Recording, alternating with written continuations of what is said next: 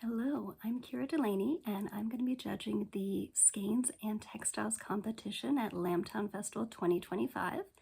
I've judged this competition before as well as others, and I'm really happy to be doing it again this year. I'm here today just to give you some tips if you're thinking about entering the competition or if you've decided to help you make the most of it.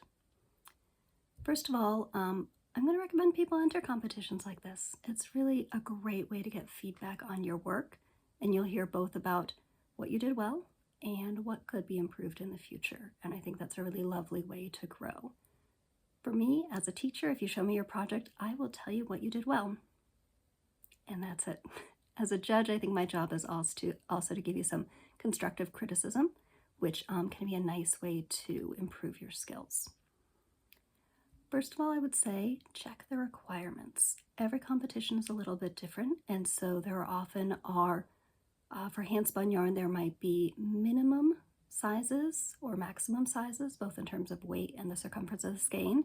There are sometimes requirements about how the skein is tied or having a fiber sample attached, so it's always important to make sure that you're meeting those. For textiles, sometimes there's a requirement about when you started it or when you finished it, and also particular categories. So you want to make sure that you're entering your item into the right category. If you're not sure, you can always reach out to the people who are behind the scenes, either when you drop off your item or via email ahead of time. We want you to enter your best work. So don't enter absolutely everything that you've made in the past year, but enter the things that you're really excited about or that you're looking for feedback on. One way to get attention is to go with an unusual technique, and definitely let us know. Every once in a while I pick up a skein that is kind of a weird skein, and then when I read the notes, I'll see that that was on purpose, that somebody's tried to spin an energized yarn or done something else that's just a little bit unusual, and it's always good to know that they meant to do it that way. It's good for you to plan ahead for neat finishing, especially on your textiles. We want to look at the selvages, at the edges, at how you tucked in your yarn tails, at any blocking or wet finishing that you've done. Same thing with the skeins. You want to make sure that your joins are nice and neat, that you've wet finished your skeins, that you've removed any sections that really weren't as good. At my wheel, I often will stop and break off the yarn and pull off something that, maybe a little nep or noil got in or too much fiber slipped through my hands, and I'll just break it off and pick up again from there. Same thing with the textiles. It's really worth it to fix your mistakes, even if that means unpicking a few picks of your weaving or undoing some rows of your knitting or crochet. Next up, I want to talk a little bit about the notes that you enter. Usually there'll be a spot for you to give us a description, and sometimes it's empty, and sometimes it's a novella. Both of those are a little bit hard. So I would suggest between 2 and 4 sentences, and definitely let us know the inspiration or the motivation for the project. Could be beautiful materials. It could be a technique that you wanted to explore. It could be something that's a bit more poetic, a memory of a place that you've been inspired you to make this beautiful item. But let us know why you made it. That's always good.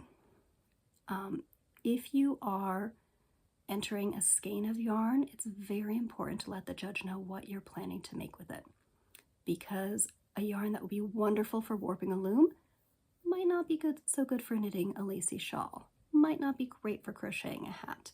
So the end result is really, really helpful, or the end project is really helpful for us to know, so that we know if your yarn is good for the intended result, and also if it isn't, maybe we can guide you in a different direction.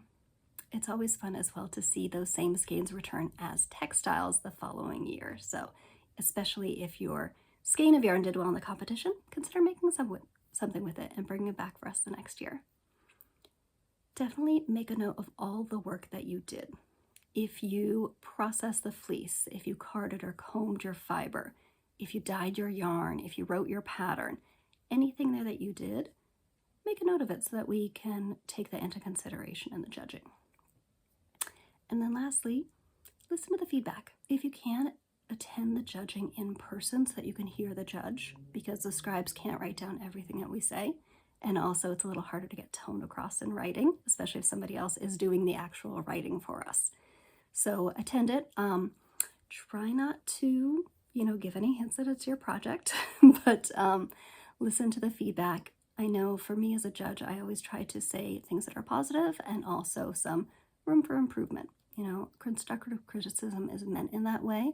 We want you to become better at spinning, weaving, knitting, crochet, felting, whatever you're entering.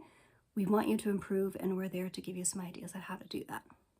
All right, well, thanks so much for listening. I'm excited to see all the skeins and the textiles at Lambtown Festival this October, and I hope that these tips were helpful for you.